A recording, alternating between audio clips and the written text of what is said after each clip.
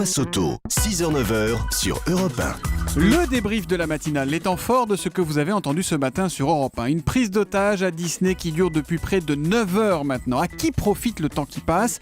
À la police ou aux terroristes ? Écoutez l'analyse de Laurent Combalbert, ancien négociateur du RAID. Il était notre invité dans le journal de 8h tout à l'heure.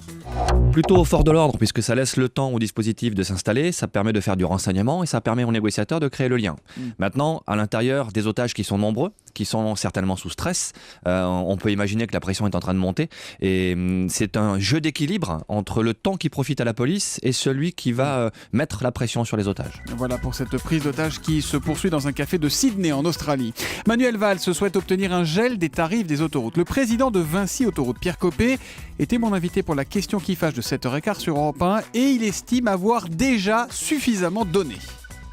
Nous avons proposé à l'État, il y a maintenant plusieurs mois, un plan de relance qui consiste pour nous à investir et à mobiliser plus de 3 milliards d'euros pour soutenir l'investissement, pour soutenir l'activité du secteur des travaux publics qui est en crise. Ce plan a été validé par Bruxelles et il nous semble que c'est une contribution, une forme de contribution des sociétés d'autoroutes au pacte de responsabilité voulu par les pouvoirs publics et il nous semble que c'est déjà une très belle réponse.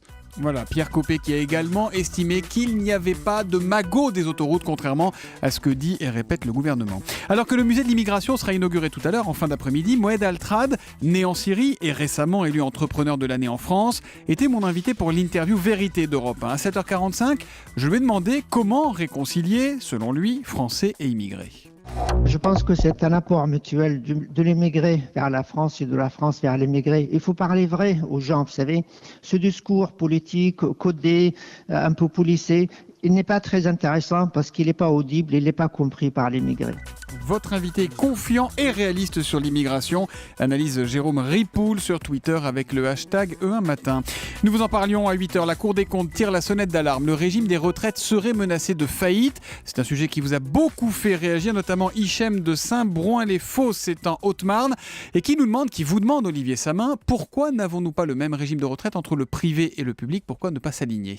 Eh bien, pourquoi pas le même régime ? Pour des raisons historiques, liées notamment à un principe qui était très fort quand le statut de la fonction publique a été écrit par De Gaulle en 1945, qui est que quand on entre dans la fonction publique, on l'est pour toute la vie, d'abord comme fonctionnaire actif et ensuite comme fonctionnaire retraité. Deuxième question, pourquoi ne pas aligner le public sur le privé ? En fait, l'alignement, il est déjà à l'œuvre. Depuis la réforme, c'est ça ? C'est en train de se faire. Depuis la réforme Fillon 2003, la durée de cotisation des fonctionnaires a rattrapé par étapes celle des salariés du privé et ça continue avec la réforme Hérault de janvier dernier. Mais il y a quand même une grande différence qui subsiste.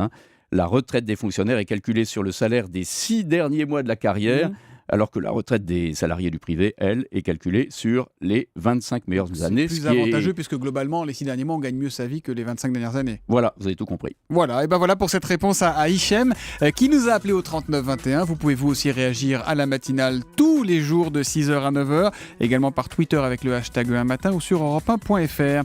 Et puis des pirates informatiques ont réussi à s'introduire dans l'ordinateur du producteur de James Bond et ils ont dévoilé le scénario du prochain James Bond. À 7h30, notre journaliste Mathieu Charrier nous a donc raconté un échange de mails entre le producteur et le scénariste. Écoutez, c'est croustillant. Ce producteur qui produit James Bond, il écrit au scénariste « Vous m'aviez averti que le point culminant du film était décevant, et je n'ai donc pas été surpris. Ça donne pas forcément envie d'aller jusqu'au bout. » Et puis il demande aussi de ramener le budget du film de 300 à 250 millions de dollars en utilisant par exemple que 3 wagons au lieu de 4 dans la scène de bagarre du train ou en oubliant la scène finale sous la pluie. Ça coûterait trop cher en effets spéciaux, dit-il. Et oui, même James Bond fait des économies.